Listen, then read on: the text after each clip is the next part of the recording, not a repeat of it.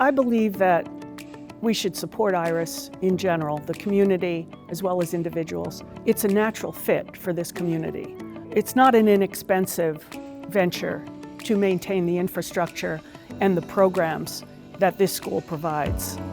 The maintaining of the traditional crafts as well as looking forward in the high-tech industry is unique and needs to be supported because there's nothing else quite like this. When I first came here, it was nostalgic. So my grandfather was a master craftsman, originally from Cape Verde Islands, and just coming in here brought some nostalgic memories from when I used to walk into like my grandfather's shops and, you know, running around, you know, and doing what children do, which is probably play around in sawdust.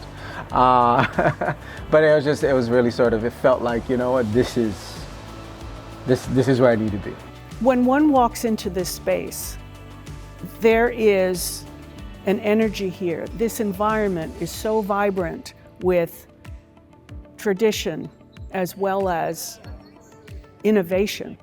And you can't deny being in a space like this with the tools, the smells, marlinspike, fiber. You just feel the energy in this space, and it's extraordinary. And one really needs to come into this building and look around and see how wonderful it really is. Education takes so many different forms. It is so diverse, and the education that the students get here is remarkable. It is very cerebral, and yet it's very tactile.